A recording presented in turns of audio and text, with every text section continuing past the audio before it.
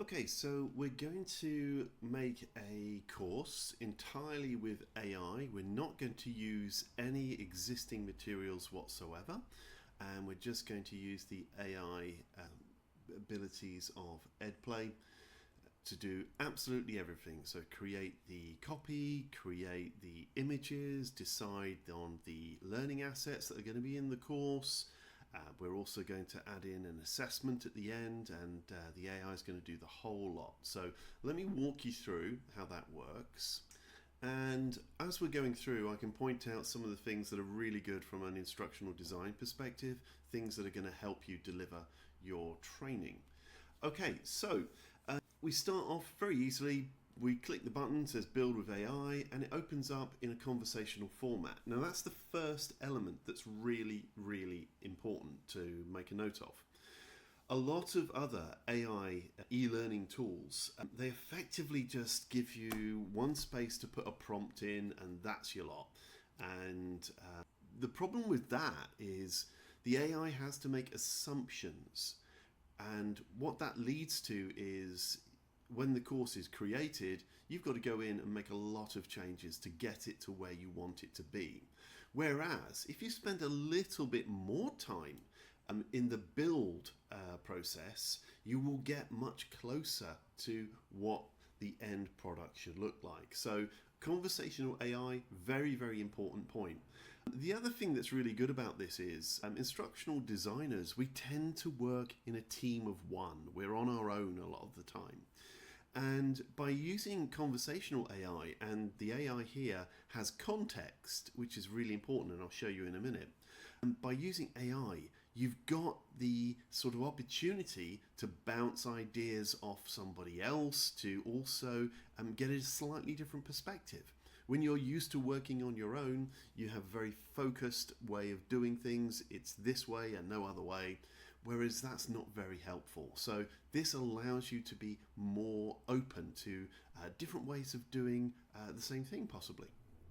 So how do we start? Okay, so the first thing is, as I said, it's conversational. And if I wanted to, I could attach some files, get some content from the knowledge base within Edplay.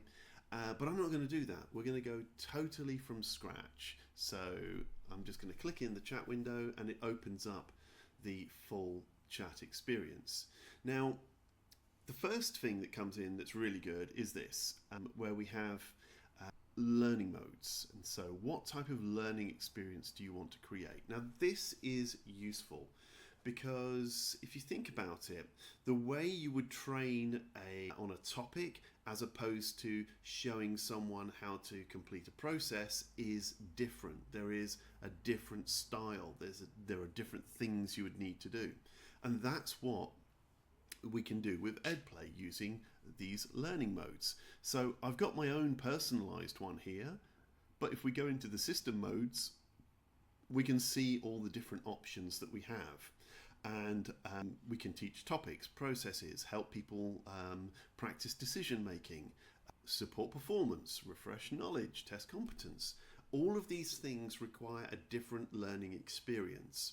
So rather than just leave it all up to chance, Edplay will allow you to actually focus on what is useful for this particular task. I'm going to stick with this teacher topic and audio because that's something I also want to show you as well, the audio element.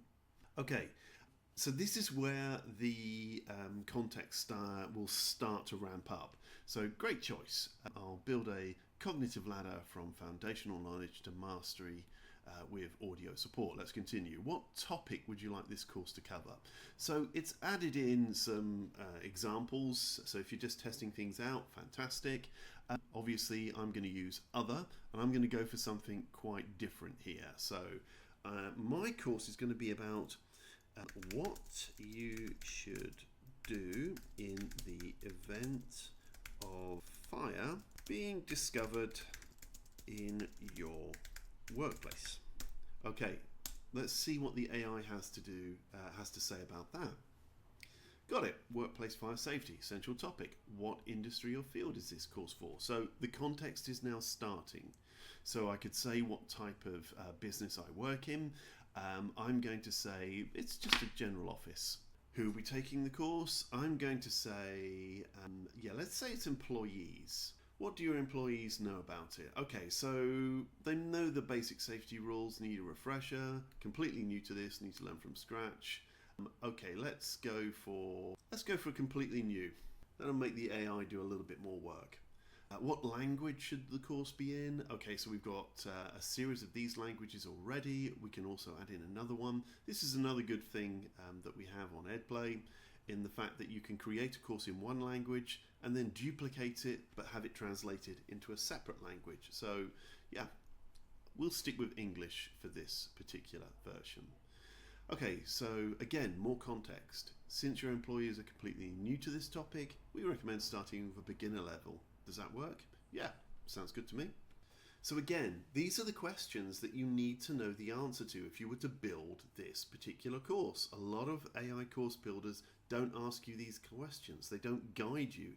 They expect you to provide it with all the right information, whereas this works in a slightly different way. What tone should the content use? So this is important, depending on the industry that you work in, the audience that you're working with, your workers at in your company, whatever. Different tone of language is required. So I'm going to say, let's keep this professional. It's a safety issue, health and safety. Let's keep it professional. Okay, how long should it be? Let's just say about 15 pages, that'll do. So we're now telling the AI how much detail to go into. Now at this point I could say, okay, any more details about the course before it's built? So I could add some details in here if I wanted to. So I'm going to say, yes, I'd like to add some more details.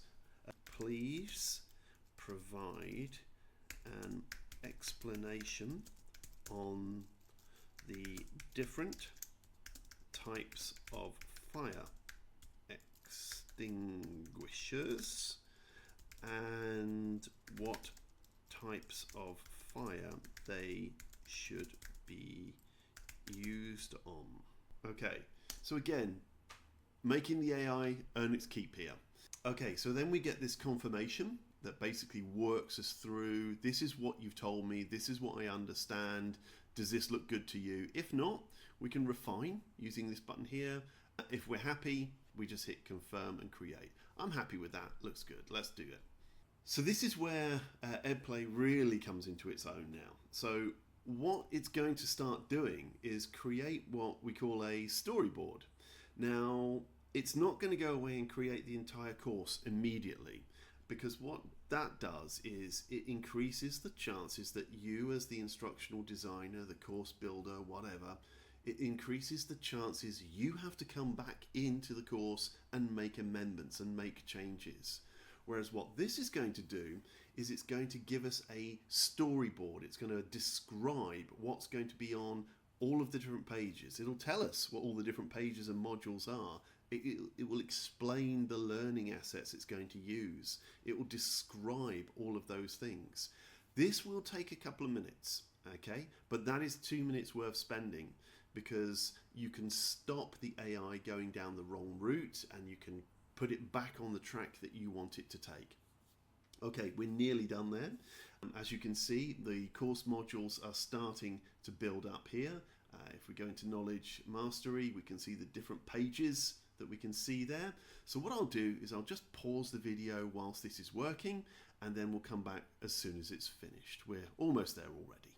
Okay, so it seems like we've got all our modules now. The generation's been done. So if we go there, we can see, excuse me, we have 4 different pages under classifying fire types. There's a little bit of a practice exercise here. Choose your extinguisher. That's the bit that we added on, remember, in our additional details over here. Fantastic, that's very important. Operating the extinguisher, it looks like there's some sort of process that we can follow with an acronym. That looks interesting. And then Knowledge Mastery, we've got a quiz, and most importantly for instructional design concepts, key takeaways and summary. This looks rather good. So I've got a nice notification here, action required.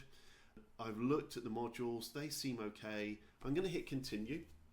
And what that's going to do now is, if we come out of the chat, is it gives us the storyboard. It's going to review, so I can go to every page and I can see what's going to happen. So on the welcome, I've got a hero image and it's got this information in it. I can change this as well at this point before it gets too detailed. So one thing I'm going to do here is if we edit this, I'm going to jump in here. I absolutely detest end dashes, so I'm going to replace that with a hyphen.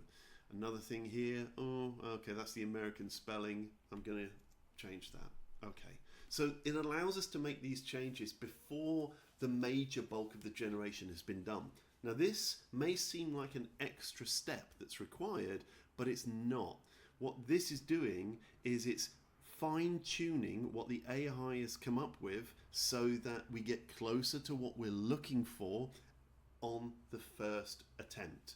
So we'd go through, we'd look at all the different pages, we'd make changes. If we don't know what something's going to look like just from the text description, I can click this preview button and it gives me a sort of a quick preview. This is what a hero looks like. So I've got bold text, I've got some little cards here that explain a little bit about the level, duration, that's so on and so forth. There'll be an image over here. Okay, fine. So now I know what it's going to visually look like before any real generation's taken place. You'd go through, you'd check every page because don't rush this bit. This is the bit that's going to save you time after the course has been generated. It points you in the right direction. It points the AI in the right direction. When you've finished going through, you can just click on the notification. It's saying it's ready. Let's go. So now we are generating pages. We're building the content. Again, this is going to take a couple of minutes. Obviously, it depends on the complexity of what you're trying to achieve, the number of modules and pages. So I'm going to quickly pause. This will probably only take a couple of minutes, and then I'll show you what it's come up with as soon as it's finished. Okay, as you can see over in the corner here, content is generated progressively. So we'll get certain elements in the page will be completed and so on. And as you can see, it's rattling through that generation quite quickly. Again, we'll pause. We're nearly there. We're about just over halfway now. And I'll show you what we've got when we're finished. Oh, actually, here you go. We're nearly done as it is. So we're starting to see the different pages. So if we go to the course welcome, let's have a look, see what we've got so far. Okay, so yeah, at first glance, this is looking good. The image looks okay. I've got the audio that we'll test in a moment. Why you're learning this course, this is important. Some learning objectives here. How are people going to know they've actually learned if they don't know what they're going to learn? So really nice piece of instructional design theory here. Very important that you don't skip your learning objectives. Tell people what they're going to learn, teach them, and then ask them what they've learned. Okay, let's go in and have a look at some of these other pages. So classifying fire types. Okay, let's just have a quick look at what we've got here. So something hasn't generated here. That's not a problem because we can regenerate at any time. So I could upload the image, or I could click on this button, describe the image I want. That'll do, and hopefully that'll come up with an image shortly. We've got a couple of things that need generating here. That's okay. I've got some interactive content here. Let's have a look at the page that I asked about. Now this is good. Now I know with the European legislation now all fire extinguishers are red, but I'm old enough to remember when we did have different colours for the different types. And that's the reason I know that you don't use a water extinguisher on an electrical fire. And that can actually make things a lot worse. You don't use water on a fat fire because it just sprays everywhere. So this is going to be really interesting to work on to see what we actually have here. Okay, so there's a nice bit of audio. I've got the transcript here, so that's good for accessibility. This is what I'm looking for. Water, foam, CO2, dry powder. Okay, so for water, best used for Class A fires involving wood, paper and textiles. Correct. Cools the burning material, absorbs heat to stop combustion. Perfect. Watch outs. Never use on electrical, that's what we mentioned. Not for flammable fires, avoid use on cooking oil fires. Two of the things I mentioned, and it got it right. Fantastic. So we can go through and have a look, do the same thing for foam. All of this text is easily amended, so we could change anything that we don't like here. Also, because there is AI generation going on here, really important that we check all AI outputs. A lot of the time it's going to be correct, but you don't want to be creating anything that you haven't verified yourself, because it's your reputation, not the AI's, that's going to be more badly damaged. So always check, just in case. Yeah, so this is looking all rather good. Okay, what we'll do, let's just have a quick look at the preview to see how this actually looks in real life. Okay, so let's go and have a look at foam. Yeah, that looks good. CO2, I like this definition and watch out. That's very good. It's not just telling you stuff, it's telling you things that are really important. So use it on this. Here's some safety warnings as well. Dry powder, yeah, looking all very good. Okay, yeah, that looks all very good. We can also start changing some of the design on this as well. So say, for example, if we come here and go, well, yeah, maybe we need that in a slightly different format, we can do that. So let's just change it. Maybe it's slightly narrower, we can fit more across. Actually, it looked better the way it was before, so we leave it like that. But again, everything that you can touch can be edited. So I can edit the text for the title, the subtitle. I can jump in and I can change the media if I wish. I can crop it. I can upload my own content. I can even put a video in here. Very, very, very flexible indeed. The last thing I want to have a quick look at is the bit that, as an instructional designer, often gives me the most pain, and that is creating assessments. So initially, working out the questions that you should be asking to test, does the learner have the recommended, the important information? Have they remembered it? That's not as hard. I mean, it takes time. You've got to work it out, speak with subject matter experts and what have you, make sure that what you're thinking is correct. The thing that I always found that took the most amount of time is working out, when you've got these multiple choice questions, what are good alternative answers that are wrong but will make the person think. This took so much time, and as you can see, it's done it really, really quickly here. So I'd have to say I'm genuinely very impressed by the quizzing and assessments that are offered. The other thing that we can do as well is we've got an assessment introduction here, but it's appearing underneath the actual assessment, which doesn't make a great deal of sense to me. But that's okay, because we can use this control and just shift it up so that it now appears above the actual assessment. So I can listen to the introduction, the audio, or I can just read the transcript, as you can see here. So generally, very, very good.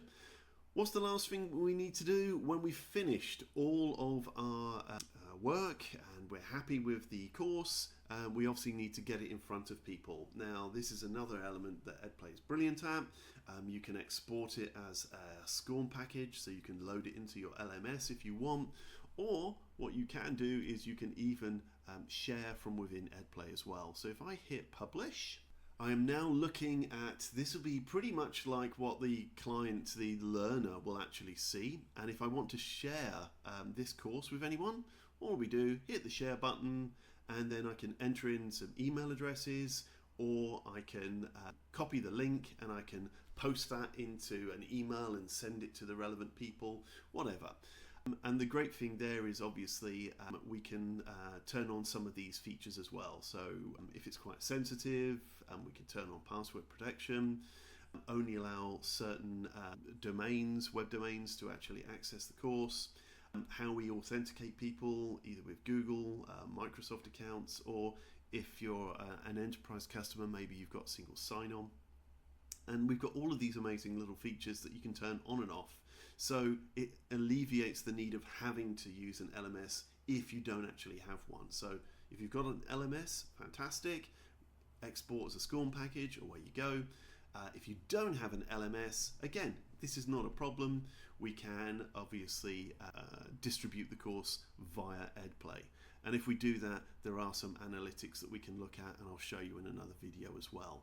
But generally, that is our course. Now, before I go, one last thing. Our course has been built from scratch. No previous documentation, imagery, anything. All from scratch. Then we've also managed to publish it and get it live so we can put it in front of people. The last thing I want to show you is down here. This rather pretty little animated thing is an AI tutor. So if you're a learner and you're taking this course, you have this AI tutor that is open to help you learn. Now, the AI tutor is called Leah, and you can ask Leah anything about the course. Okay, so there are these quick start options. So we could say, could you just summarize the course? I don't want to go through the whole thing. Just tell me what's the main elements of the course. And that's really useful for things that aren't mandatory, that aren't compliance. They can get a summary of the course before they start, so they can make sure that it's suitable for their knowledge and their work.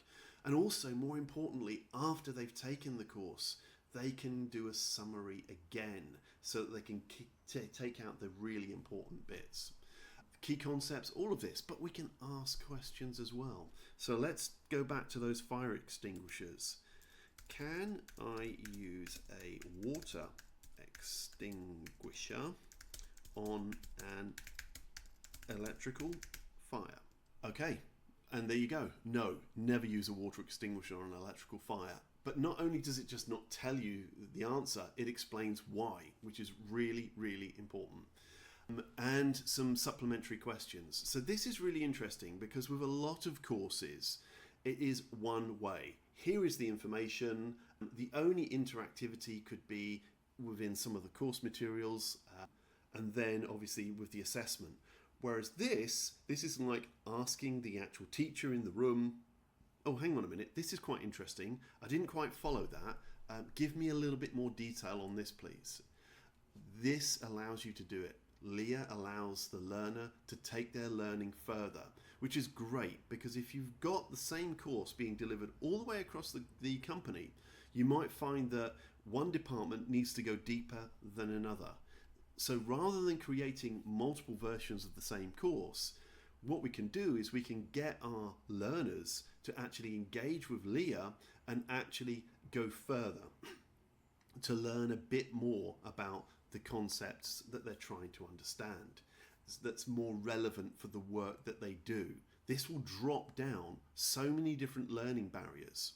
What happens is if you go through a course and it's not really, you can't see the relevance to your work, you put a learning barrier up, you question, you ask, well, that doesn't sound right, that seems weird, that seems like a lot of hard work. But by asking Leah, you can take it further. You can say, okay, well, why does it work this way? And Leah will respond using the knowledge it has from the course. Now, the other thing that's really important about this is this is non-judgmental, and this isn't getting back to the learner's manager. So if they ask a question and they feel it's a bit embarrassing, they don't need to be embarrassed about showing themselves up in front of other people because the manager isn't going to see the questions that are there. So it allows them to ask questions in a safe environment. That is reducing so many learning barriers. I can't tell you how important that is. The other thing that's really good about this is you can talk to Leah as well. So rather than typing, you can talk. So that makes it a little bit more accessible as well.